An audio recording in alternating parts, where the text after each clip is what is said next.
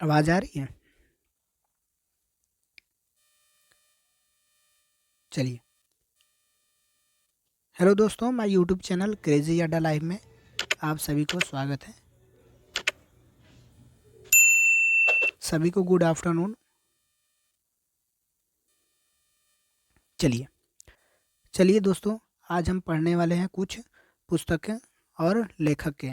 ठीक है, चलिए। किसके द्वारा लिखी गई है? ठीक है, यहाँ पर देख सकते हैं दोस्तों, बाण भट्ट द्वारा लिखी गई पुस्तक जो है हर्ष चरित है। ठीक है, बहुत वेरी वेरी इंपॉर्टेंट क्वेश्चन है दोस्तों। ठीक है, बाण भट्ट द्वारा लिखी गई पुस्तक, ठीक है, जो है हर्षचरितम। ठीक है, हर्षचरितम है। ठीक है, चलिए।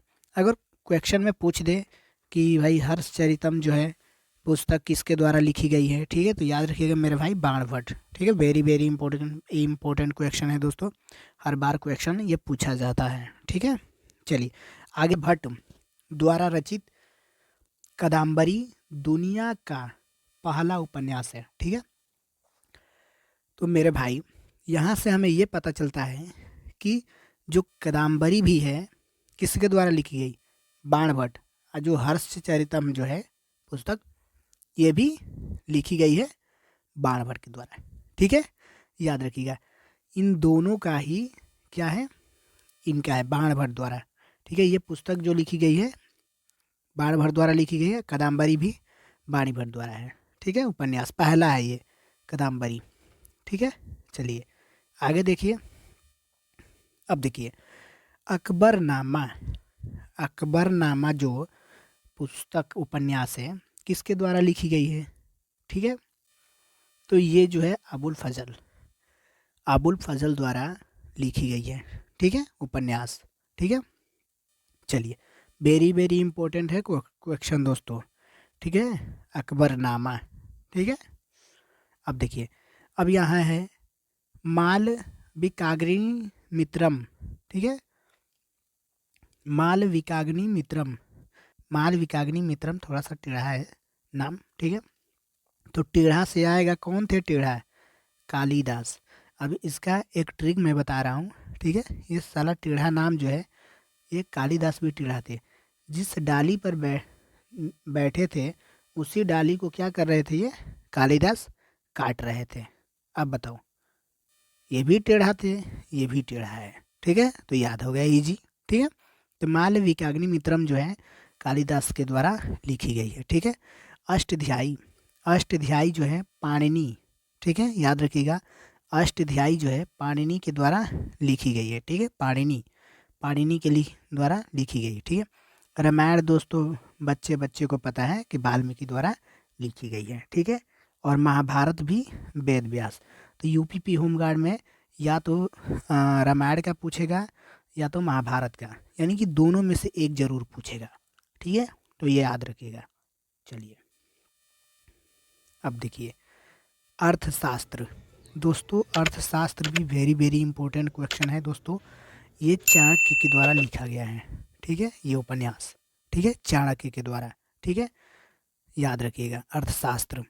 जो काम सूत्र है दोस्तों, ये जो है वत्सायन के द्वारा लिखा गया है। ठीक है, वत्सायन। ठीक है, काम सूत्र वत्सायन। ठीक है, बुध चरित। ठीक है, बुध चरित जो है दोस्तों अश्वघोष। अश्वघोष। ठीक है, बुध चरित जो है अश्वघोष के द्वारा लिखी गई है। ठीक है, महाभाष्य जो है पतंजलि के द्वारा लिखा गया, पतंजलि। ठीक है, अब देखिए मेघदूतम। मेघदूतम जो है दोस्तों, ये भी क्या है? कालिदास द्वारा लिखा गया है। मेघ का मतलब होता है दोस्तों बादल, समझिएगा। मेघ का मतलब बादल होता है भाई, काला काला हो जाता है बादल, देखे हो कभी? काला हो जाता है, काला। ठीक है, वर्षा होने लगती है। ठीक है, दशा बिगड़ जाता है, तो भैया काला से आ जाएगा, दशा बिगड़ जाए, कालिदास। ठीक है, कालिदास। ठीक है, याद रखिएगा। चलिए आगे देखिए दोस्तों, पंचतंत्र।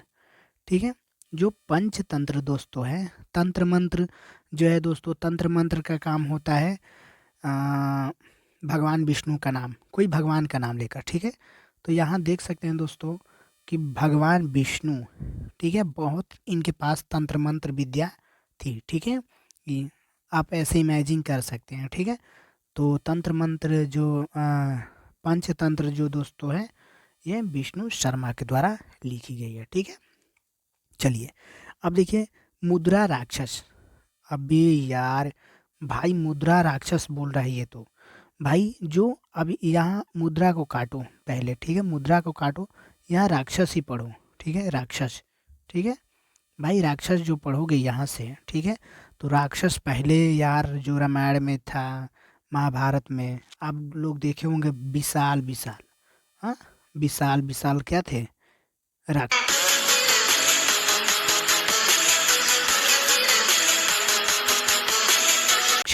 ठीक है। तो ऐसे याद करिएगा, जो राक्षस थे विशाल थे, ठीक है, यानी कि मुद्रा राक्षस का हो जाएगा विशाखा दत्त, ठीक है, विशाखा दत्त, ठीक है ना, याद हो जाएगा दोस्तों, विशाखा दत्त, ठीक है। अब देखिए गीत गोविंद। भाई यहाँ है गीत गोविंद। भैया जब गीत गाओगे गोविंद का, तो लास्ट में जय जय तो बोलोगे ही ना, जय जय तो बोलोगे ही, ठीक है। तो गीत गोविंद का हो जाएगा जय देव, ठीक है, जय देव भैया, ठीक है। तो गीत गोविंद का लेखक कौन है भैया, कौन लिखा है, ठीक है, तो जयदेव, ठीक है।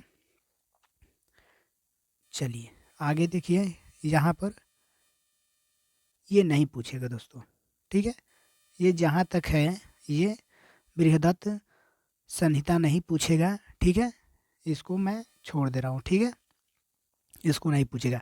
ये पूछेगा दोस्तों कि सूर्य सिद्धांत, सूर्य सिद्धांत जो है ये किसका है दोस्तों, वेरी वेरी इंपॉर्टेंट क्वेश्चन है दोस्तों, आर्यभट्ट द्वारा, ठीक है, आर्यभट्ट, याद रखिएगा, सूर्य सिद्धांत दिए हैं ये आर्यभट्ट, ठीक है। चलिए अब जो भरतनाट्यम जो होता है दोस्तों, ठीक है, आप लोग सुने होंगे, भरतनाट्यम देखे होंगे, ठीक है। तो नाट्य शास्त्र जो है ये भरत मुनि, ठीक है, भरत मुनि, भरत मुनि थे इसका लेखक, ठीक है। चलिए चलिए दोस्तों अभी आगे देखते हैं, ठीक है। चलिए चलिए यहाँ पर देख सकते हैं दोस्तों, हम थोड़ा बुद्ध के बारे में चर्चित करेंगे, पढ़ेंगे, ठीक है, बुद्ध, ठीक है, बुद्ध, बुद्ध तो पढ़े ही होंगे, ठीक है। चलिए बुद्ध के बारे में थोड़ा सा हम पढ़ेंगे, ठीक है। चलिए दोस्तों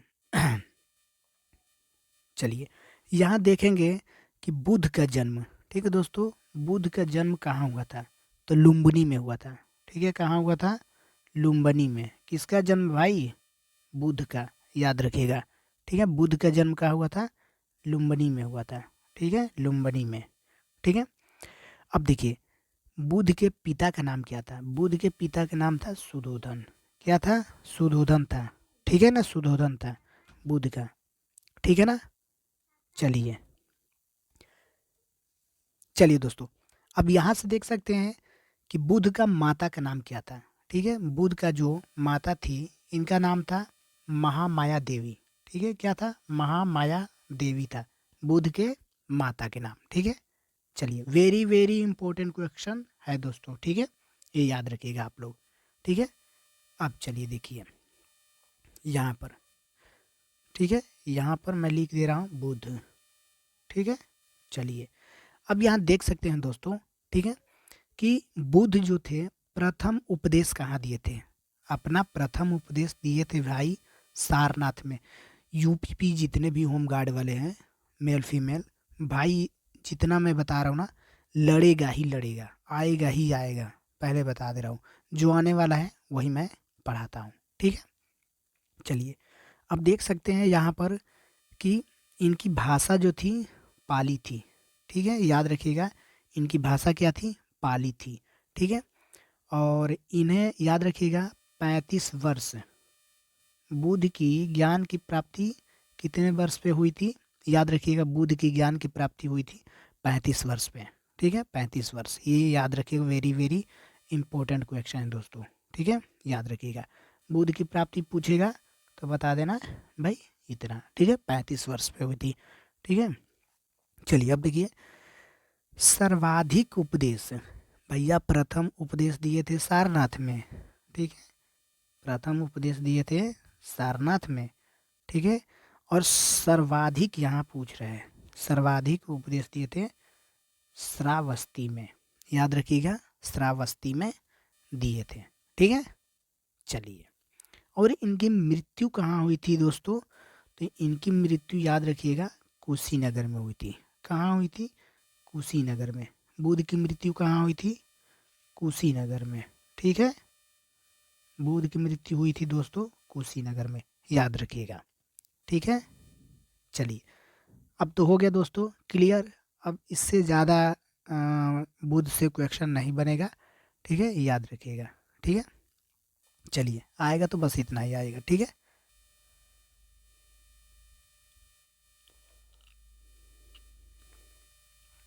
चलिए दोस्तों, यहाँ पर कुछ हम देखेंगे क्वेश्चन, ठीक है।